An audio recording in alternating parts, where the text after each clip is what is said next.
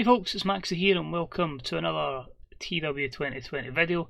You join us for our first go home show towards our first pay-per-view with All Elite Wrestling. So as I say, next video will be All Elite Wrestling Blood and Guts. So yeah, hopefully a good show here to set us on the path to that. As always, thank you for taking the time of your day to watch the video. Any likes and subs are muchly appreciated. I say that will just ensure that videos drop in your inbox on a daily basis for now, whilst we're still in lockdown. And remember, before we start, check out links of the TEWDB.com, the Fantasy Booker subreddit, and of course the Grey Dog Software forums. If you're wondering why I'm still on patch 101, I'm still recording on this particular day before 102 is out, so don't ever feel that I'm behind on patches. Trust me, I'm really getting into the save, so bulk recording. So join us for this particular show. We got a 78 last week at Daly's Place, and I can confirm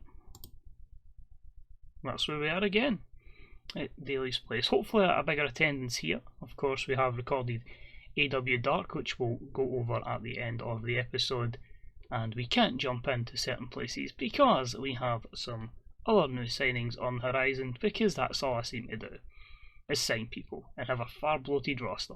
But as I say, there'll be a lot of people I suspect will leave at All Elite Wrestling when their contract expires, people I'm not really utilising, but yeah, we'll carry on. So we will crack on with the go home show of AEW Dynamite. So 14 segments today, and I'm glad to say an attendance of 4,245 at the Daly's Place, so that is a very, very promising crowd, that has to be said, for where we are in terms of size. And we start off the show with a matchup to get the crowd going, and it was a good matchup that saw Christopher Daniels defeat Pac in the TNT Championship semi-final. He advanced to the pay-per-view and he won an 11:49 with Angel's Wings. A 51 rating for Daniels, an 83 for Pac. The segment itself got a 75, but yeah, Daniels with the shock victory. I think a lot of people would have had Pac winning that.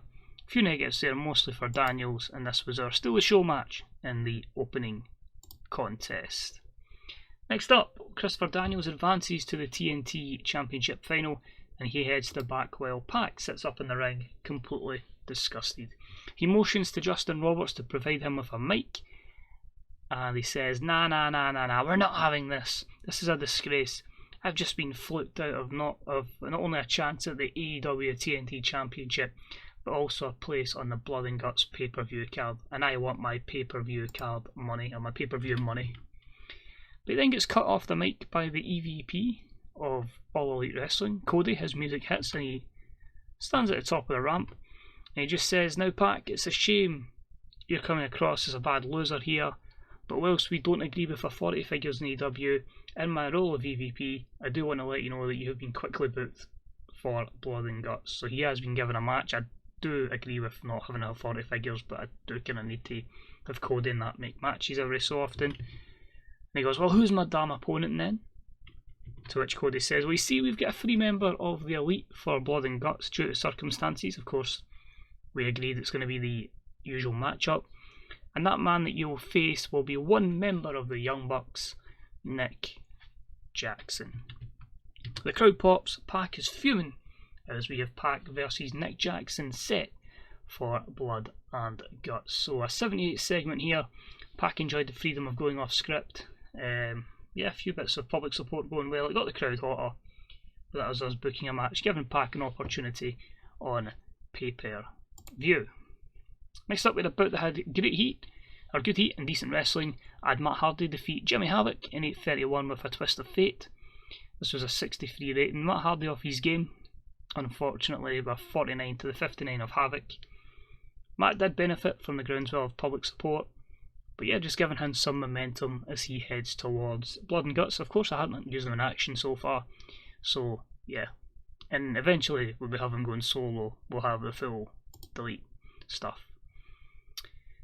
So just a segment rating of 5 here, but coming soon to All Elite Wrestling. It's a video with many clips from the independents. It's a big eye. There's a mention of many arm bars, But welcome to the All Elite Wrestling Women's Division, the Virtuosa Diona Peruzzo. So we've signed her. She will be on the shows coming up. As I say, I didn't want to just have a straight away debut. A couple of vignettes, getting a bit of pop increase before, and just a bit more depth to the women's division. And I think something that I believe should probably be inevitable in real life. So just a 5 there. Next up, we had a bout that didn't have much heat and terrible wrestling, as we had Hikaru Shida defeat Leva Bates in 805 with the Tamahashi no 3 count. Disappointingly, it's a 31, but the women's division does need a lot of work, and that is why the likes of Diona Peruzzo has been brought in as well. To be fair, in this mod, Killing the Business, you might be as well putting the title on the Bunny, because she has 55 overness of popularity. So she could be someone to kind of help put people over, so I might look into that going forward. Although in All Elite Wrestling, she's predominantly been a manager, of course, for the Butcher and the Blade, who in her situation have been predominantly on AEW Dark. But Shida gets a 39, Bates gets a 33. The Liberian Peter Avalon does some good work at ringside, but the match, it turned the crowd off because it was not in the pre-show. But maybe I should utilise the women on the pre-show, but we all know in real life as well there's still teething problems with the AEW women's division, but they'll get there. Next up, we've got Nyla Rose, who pops up for a promo. Shida gets the win before AEW champion Nyla Rose pops up on the Titantron. In case you didn't notice, I absolutely love a Titantron the ring promo. Oh my god, Hikaru, well done with what a victory tonight. I'm so proud of you. You know, I just got word that this Saturday at Blood and Guts, that this win puts you in action against me for the world title. So she has that kind of sinister turn of, you know, how Nyla Rose usually does a promo. So that means, Hikaru, in just a few days, you're mine. In just a few days, you're going to suffer an incredible amount of pain and suffering. So get ready, get prepared as much as you can, because I'm going to destroy you this Saturday, bitch. So a wee bit of similarities to the promo that was cut towards Double or Nothing when she cracked her with the Singapore cane. And yeah, just hits her with a bitch, and then a 41 segment there. So yeah, 2 matches made already for this upcoming pay-per-view. Next up, we had a match that had good wrestling and a decent reaction from the crowd, and it was the Lucha Bros of Rey Fenix and Pentagon Jr. defeating Private Parties, Mark Quinn and Zach Cassidy, in 10:06 when Pentagon Jr. defeated Isaiah Cassidy with a top rope styles clash. In terms of ring work, Rey Fenix head shoulders above the rest. Both teams show excellent chemistry, a very good 78, and yeah, I think putting Private Party in matches like this can only help them for the future. But it's a hell of a stacked tag division, and it's only going to get better, which I am absolutely looking forward to. A few negatives there, but as I say, Quinn and Cassidy have got a lot of time to develop, and a good match there, giving the Lucha Bros a victory. We then have a little interesting angle here. Now, I just put it as Jim Ross's overness because it's obviously hyping at something happening on Saturday, but you don't want to give it away. So popping up on screen this Saturday, 6th, followed by some money notes, leaving JR to say, what the hell does this mean? Do you know? But I'm not giving anything else away. You can stay tuned for Saturday to find that out. Next up, we had a decent matchup in the TNT Championship semi-final, and it had Lance Archer defeat Darby Allin in 13:52 with a blackout. Segment rating was a 72. Similar to obviously AEW in real life, this may go out before Double or Nothing, but as I say, I think the title's gone on Archer, so yeah, keeping him strong, giving him the victory. Might not win it here right enough, there's a good chance it could still go to Christopher Daniels, but he gets the win over Darby, and as I say, Darby will be a player for us for a long time, and a very good 72 rated match. So the mod's doing them justice here. A few negatives, but overall pretty positive. And then just a hype video, Tony Schiavone confirming that this is going to be Lance Archer and Daniels for the TNT Championship, and that gets a 50 rating. Co-main event time, and it was a decent matchup that saw Brody Lee defeat Orange Cassidy in 9:39 with the running big boot, just giving Brody some more momentum going forward as he gets the 66 rating to Cassidy's 61 with a segment rating of 72. Not looking good for the best friends. Chuck Taylor's been ran down, Cassidy's losing, Trent lost last week. Not good at all. We then head to our main man of the moment, our champion Jon Moxley. He's joined in the ring and he's looking to talk about his upcoming title defence against Shawn Spears. Now Shawn Spears, I know you've got a little bit of sense in you with Tully Blanchard in your corner, and you both know that staying away from me until Saturday is the most sensible decision that you could make. Hell, just so you make it to Saturday. I mean, if it was up to me, we'd go now, because I'm always ready for a fight, and man, I'm feeling good. Mox does that whole thing where he starts hanging his shoulders and all that, because you know he's kind of like he's the kind of mannerisms. This match isn't an underdog story. I'm going into this just to prove to the world that I am going to give my all, defend this championship, and show that I'm the best champion in the best company, and I will put my opponent through all sorts of pain just to make sure that I can prove that. So Tully, Spears, get ready for Saturday because it is going to be a war. So basically Moxley, usual kind of promo from him, just saying, here man, I don't give a shit, I'm just going to go here, just keep clawing and scratching and fighting and making sure he comes out as the AEW champion. So 87 rating for the promo. Performance of Moxley was good, storyline continues, and yeah, just a fantastic promo from Mox, delighted with that. Main event time, not fantastic. It was about that had good heat and decent wrestling, which saw Chris Jericho defeat Colt Cabana in 9:32 with the Judas effect. Colt Cabana actually had a better performance than Jericho. Ooh, I don't know about that. The GOAT's struggling so far. But the segment rating was a 67. Let's have a look and see the negatives. Both men with declining physical ability. So yeah, probably just their wrestling there, Nirvana. Not too kind to Chris Jericho despite him being the GOAT. But that's cool.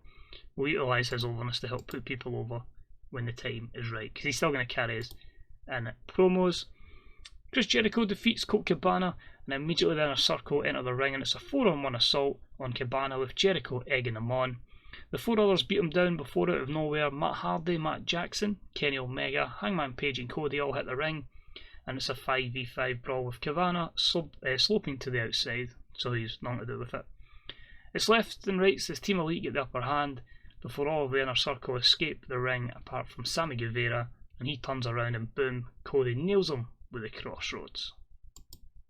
The Elite stand tall, and we are on the way to Blood and Guts this Saturday. Thanks for watching, AEW fans, as Tony Schiavone would say, or Jim Ross. If I can get it to be a 5v5, obviously I need to see what the pay-per-view provider allows me to do. So it'll either be a normal 5v5 or a War Games, whatever stipulation I can get, and need to confirm with the pay-per-view. So yeah, looking forward to it, and it should be a hell of a pay-per-view with the Elite getting the upper hand going into it. Thankfully, as I say, because of the good promo from Moxley and the card looking good down the line, we still getting pop in every region with a solid show of 77. So yeah, I'm pretty happy with that. I don't know how people feel about the booking in terms of promos to matches, but I quite like going match, promo, and even if it's just hyping somebody up just to kind of get us sorted. So I just want to confirm before we finish show, your confirmed card so far. I might add one or two matches pending how long I've made the pay-per-view, because I kind of do need to get a lot of people on the card or they are going to be unhappy. So at the moment we have Jon Moxley defending the World Championship against Shawn Spears. We've got the team of Hangman Page, Kenny Omega, Matt Jackson, Matt Hardy and Cody taking on the Inner Circle. There's of course Jake Hager, Sammy Guevara, Santana and Ortiz and Chris Jericho. Women's titles on the line as Nyla Rose will take on Hikaru Shida. The TNT Championship is up for grabs as Lance Archer will take on Christopher Daniels. And of course that exhibition singles match between Pac and Nick Jackson. So it might see maybe 2 or 3 other matches, and of course maybe have like a pre-show casino type thing where we just have like some maybe like Darby Allin etc. and matches just to kind of keep them happy, because they are going to be massive for us going forward. Obviously, after the pay-per-view, we'll have an idea of how we're looking from a financial standpoint. Because at the moment, we're nearly $1 million down, but of course, there's still going to be ticket sales, there's still going to be pay-per-view, but yeah, that's a bit worrying so far. There'll obviously be wages that are really hampering us, but we don't really have an idea until the end of the month. But size-wise, still a wee bit, as I say, 65, 63s, good wee bit off getting too big, but we'll get there, hopefully. So last thing I want to cover, well, two things. We get a 1.45 on television, that's fine. And AEW Dark, just to cover that, we had Kip Sabian defeat Sonny Kiss, we had QT Marshall defeat Peter Avalon, Priscilla Kelly defeat Big Swole, Dustin Rhodes defeated John Silver of the Dark Order, and had the Butcher and the Blade defeat the Gun Club. Interestingly how over Austin was, so he could be a good player in the future. But yeah, that's it for this episode. Thank you very much for watching. As I say, hopefully comments will be back up soon. But until then, please stay safe and hopefully see you for our next video, which will of course be AEW Blood and Guts. See you soon. Bye bye.